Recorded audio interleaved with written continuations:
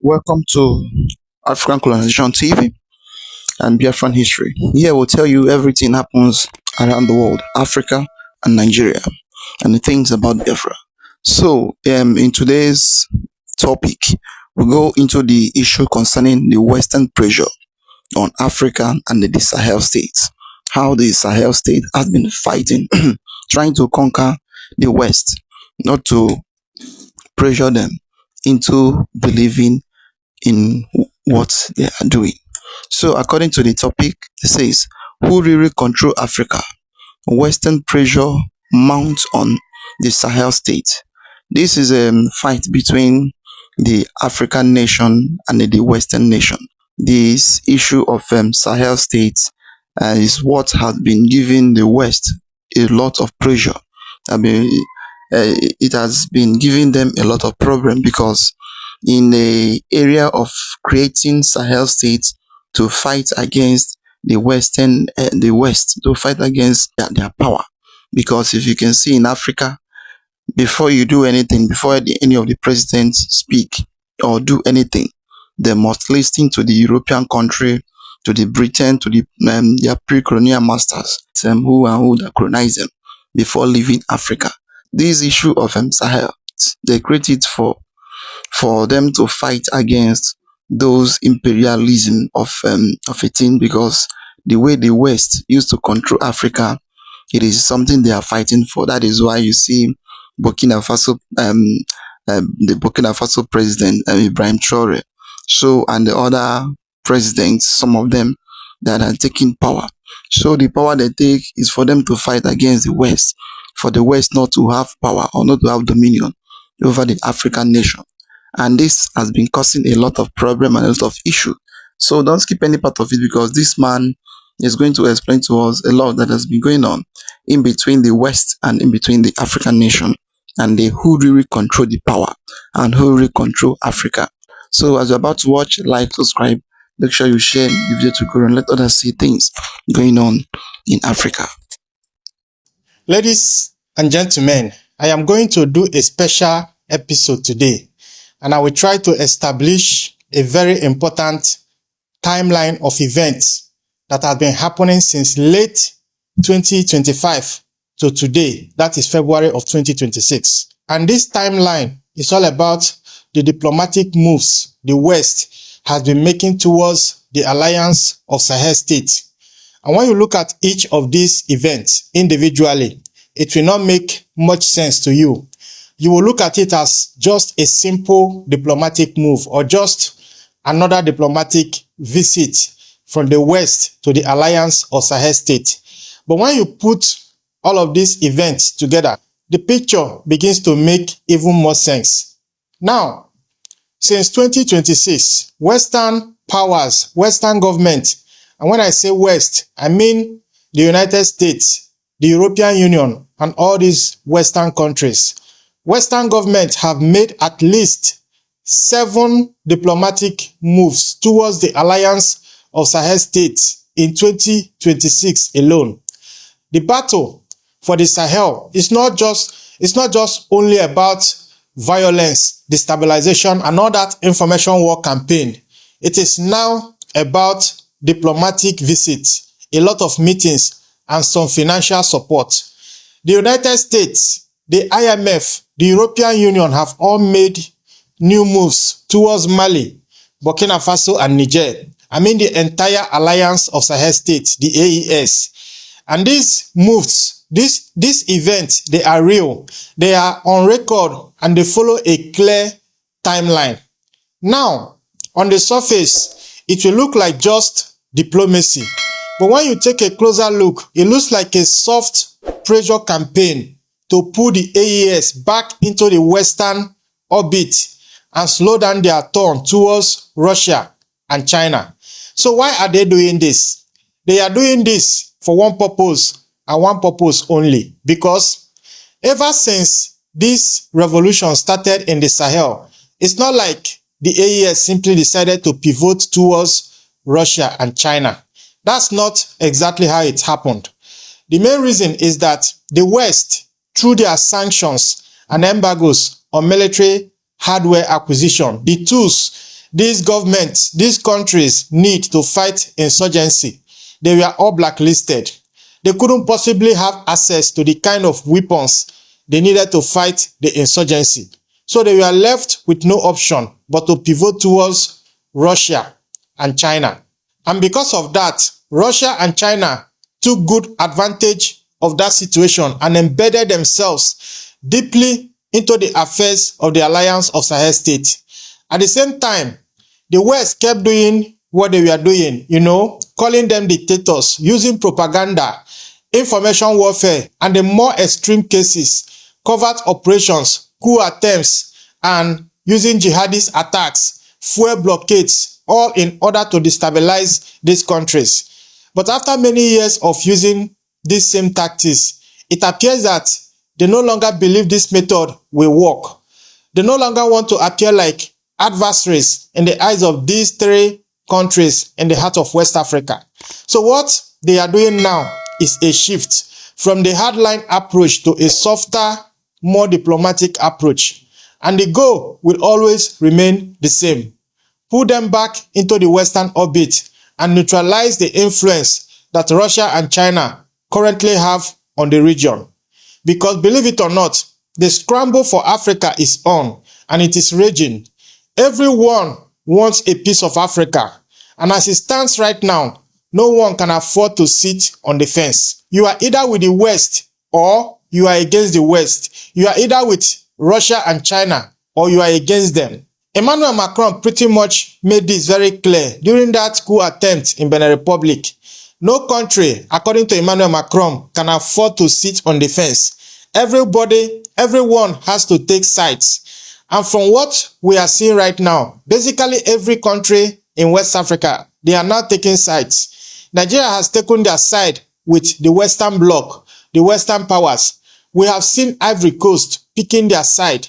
Benin Republic is in the pocket of France. And the AES, Mali, Burkina Faso, Niger, they have chosen their side with Russia and China. So even though every country should be allowed to have the kind of diplomatic relations that serve their own national interest, these global powers, especially the West, they will not let you freely have the kind of partnership that you want for your country.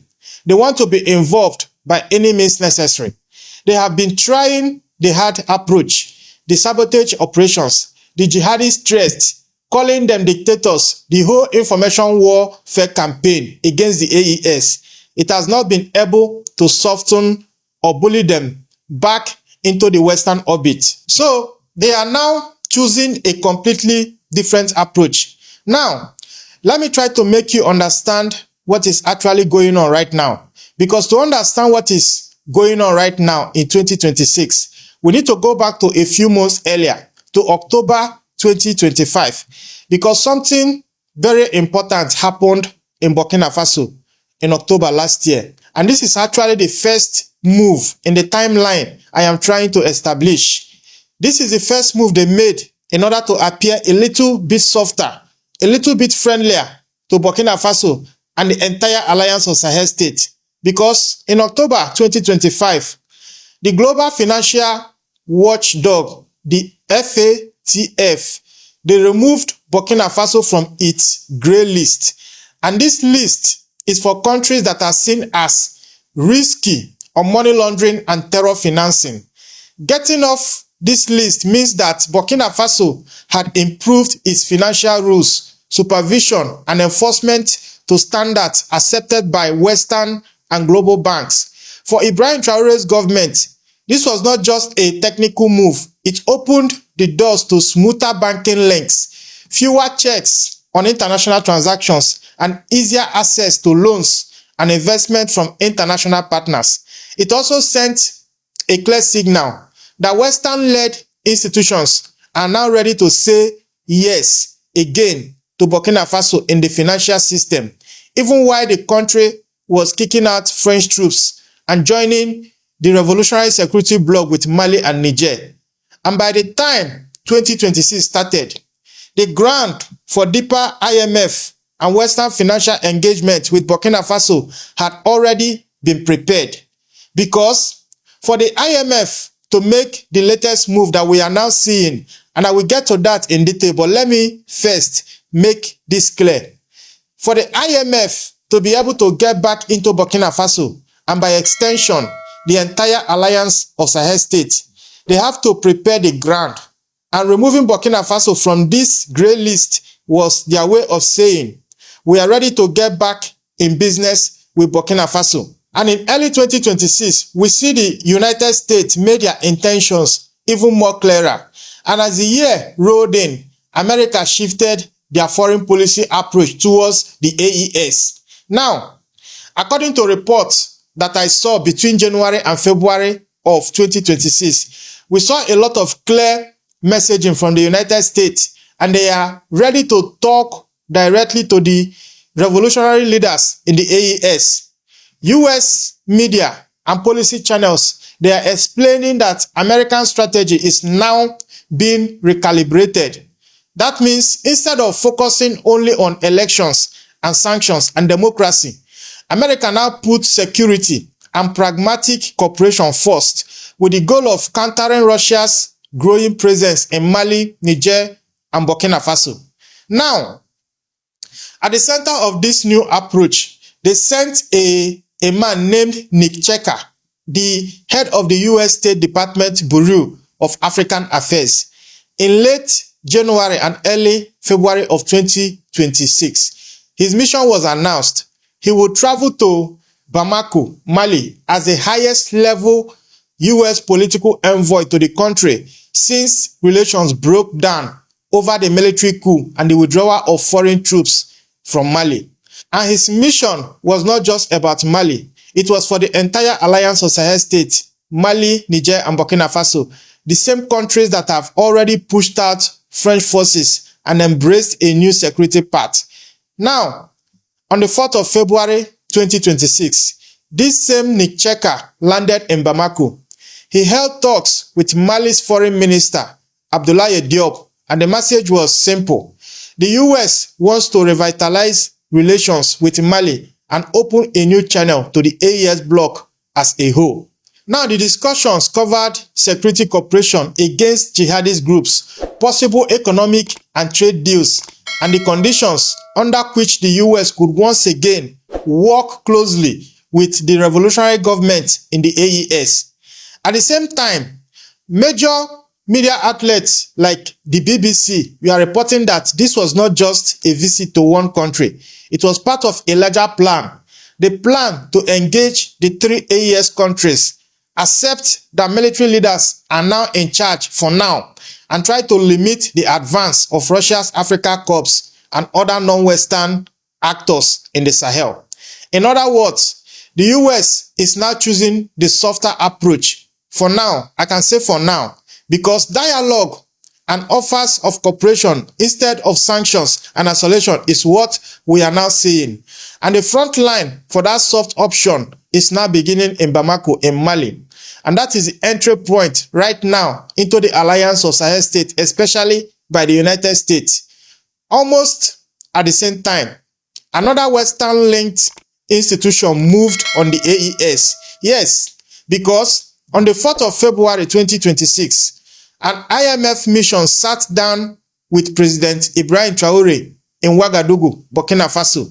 And this was not their first contact with Burkina Faso in recent memory, because back in November last year, 2025, IMF staff had already reached a staff-level agreement with Burkina Faso on the fourth review of an extended credit facility program and on a new resilience and sustainability facility that is going to be focused on climate and structural reforms. That is the grammar. That is how they are explaining it. Now, the February 2026 visit was to confirm progress and prepare the way for the IMF Executive Board to approve the next disbursement of funds.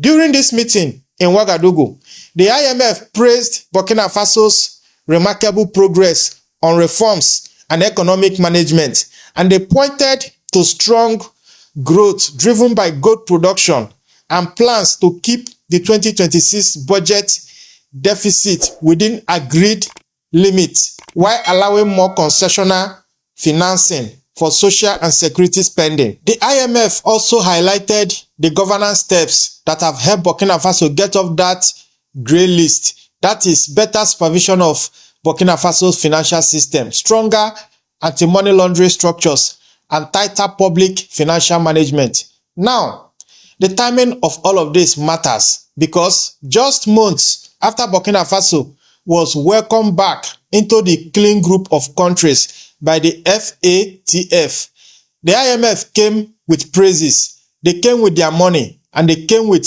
firm program conditions. And this is the financial arm of the soft power that the West uses to control Africa and the entire global South.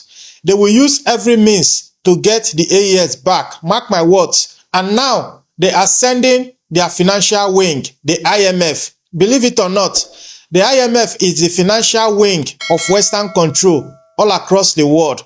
When they send their diplomats, they will send their IMF, and they might even send their World Bank. Whenever you see these people show up, don't take them as some neutral global financial institutions. They are a proxy for Western control in Africa and anywhere else in the global South. The plan is to keep these revolutionary-minded countries still plugged into Western-controlled financial channels and use program rules to influence their budget, their governance, and their long-term choices. They are throwing all of this at the AES. The goal is to use these diplomatic moves and the money that comes with these IMF moves to control what happens inside the AES. The approach, it might appear innocent, a kind of help with the economy, fight poverty, and fight jihadists. But when the AES sign up for whatever they are offering them right now, they will be locked into a form of control, a form of diplomatic pressure point, and that will lead to terms and conditions that mean they will be basically back to where they were coming from, abiding by the terms and conditions set by the IMF, the World Bank, and the US foreign policy makers. Ultimately, that is the final goal of everything that has been happening since January of 2026 to this point. And guess the kind of terms and conditions they might be giving them. They might tell them to reduce reliance on Chinese weaponry, stop buying from Russia, accept their terms again. They might even go as far as telling them to stop their nuclear energy project that Russia has already signed with the entire Alliance of Sahel states. But my question right now is this: will the AES accept any of these terms and conditions? Will the AES even fall for these overtures, these moves that we are seeing right now, this pressure campaign that is currently going on? Will the AES fall for it? That is the question everyone, including myself, is asking right now. And from what I said yesterday, if I'm in any decision-making position in Africa or the Alliance of Sahel states, I will not get back in bed with these Western powers and their institutions, because at the end of the day, when you agree to play by their rules, they will use it as a tool of control. They will use it as a tool to control your country and then gain access to your valuable minerals. And before you know it, we are back to square one. We are back to where we are trying to escape from. Their imperial control, resource exploitation, and using instability and jihadism to control our security architecture. That is ultimately their goal. And before you know it, the alliance that the AES are now building with Russia and China, they will put holes in those bags. That is what they want to achieve. The question is, will the AES allow this to succeed? Because Western powers, they are positioning around the AES right now. And by early February of this year, the pattern has become even more visible. Western powers, they are no longer at the center of Mali, Burkina Faso, and Niger security architecture. French troops, they have all been asked to leave their countries, and the US military footprint has already been closed. They are no longer in these countries, and in their place, we now see Russia's Africa Corps stepped in. China is also a key economic player in the region right now, and this loss is a loss for them. Like, seeing China and Russia taking their place is essentially a loss for them. So everything you are seeing them doing right now is a way of trying to get back into control of the AES. They are going to do it the peaceful means.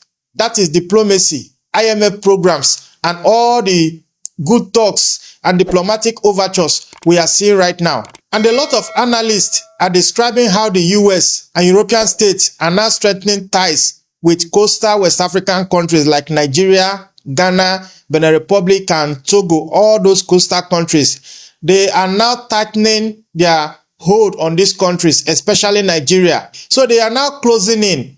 The idea is simple. If large bases and strong influence are no longer possible inside Mali, Burkina Faso, and Niger, then softer tools like diplomats, envoys, IMF programs, targeted security arrangements, and financial frameworks can still shape decisions from the outside. So the plan is on, and this is the soft option. And when or if this option fails, be rest assured they will go back to the hard option they know how to do very well. They will start planning regime changes, military coups, sabotage, covert operations, you name it. They are never running out of option in that regard. So all the cards are now on the table. In Nigeria, US boots are already on the ground. The French now uses Benin Republic as their staging ground to destabilize the alliance of Sahel states. All these options are now on the table. They will try the soft approach. What I like to call the soft approach is diplomacy, IMF programs, World Bank, and all these visits that we are seeing right now. And if that fails, trust me, they will revert back to the hard option, sabotage operations, information warfare, military coups, and ultimately pushing for a possible proxy war between the AES bloc and the ECOWAS bloc, which is what nobody in West Africa wants. So tell me in the comment section what you think about all of this. Do you think the AES should sign up to these programs that the Western powers and their institutions are currently marketing to the leadership of the AES? Do you think they should stay clear of them and focus on deepening their alliances with both Russia and China? Because from where I stand, I like what Russia is doing with the AES. Yes, we already saw the deals that they have signed. Nuclear power plants. It will be operational in less than a decade in all of the AES because Rosatom, Russia's nuclear giant, have already signed these deals with all of the AES. They will power them up and they should be able to industrialize because a powerless country is a poor country. And this is something that Russia is fixing. China is also investing heavily in their economies, infrastructure, and otherwise. Yes, these are actionable, visible project, visible engagement and partnership that we can see with our eyes. Now compare it with what the West is offering right now. They are only going to offer, it's only going to be on paper. We are not going to see it with our eyes. That is what they will offer. But right now, it is now left for the Alliance of Sahel States, Ibrahim Traore, Assimi Goïta, and General Chiani to decide if they are ready to get back into the Western orbit or tell them no to their faces and chart the course of sovereignty and independence. Tell me what you think about all of this in the comment section. That is a very nice move. I believe that the Sahel states, they should be on their own and they should be on the side of Russia and China. Because if you can see what the Western power is doing in Africa, if you look around the whole of Africa, it is the West that ties everybody. This way, everybody is. They don't want any country to develop more than the way they are. Mostly, if you look at in the issue of Nigeria, things that is going on in Nigeria today, it is this issue of the West, which is the British, the London, the UK. Their mind and their upset is to make Africa to become poor and to become poor, and the issue of controlling Africa to this extent. So if Ibrahim Traore and other generals that take power is finding it, they are finding it very easy and very comfortable working with Russia and working with China. So let it be. They should go on and start working with them, and they make sure that they develop their power and they develop their country the way it's supposed to be, and let other African country emulate what they are doing. Because if you can look around this issue of fighting and the dragging, Africa is a place where they get every kind of resources they are using in their homes, in their countries. But Africa, where all those things is, Africa have nothing. They are tagging Africa as, in fact, Africa is the poorest continent around the world. So nothing is moving, nobody is speaking. Before you do, they will use their power to threat you, and they will use their minds to tell you that they will do this, they will do that, and they are using this issue of cheap and come and take things, and IMF and borrowing of money, giving them money and the other things. And even though the money they are giving to all those African countries, at the end they are still going to collect it back through their resources and the true one not the other. And African presidents, none of them believe in their self, none of them want to work in their self. They will believe that everything they are doing, they want the Europe, they want the West to praise them, to at least to call them in a way that yes, you are trying, but the people that you are working with, the people that live in your country, they are suffering, they are dying, and they are doing many things, but you want to please the West, so that let the West clap for you and they do everything for you. But this man, which is Ibrahim Traore, and other African countries, that is the Sahel states, they are now finding a different move against the West. That is why you see the French, you see the US, and you see the UK and the other Western power. They are not happy with the move, and they are not, in fact, in line with what the Sahel states are doing right now. Well, I would like to comment down below what do you think about the whole thing going on in Africa. Like, comment, and share the video to go on. Let others see things happening in Africa. Say thank you for watching.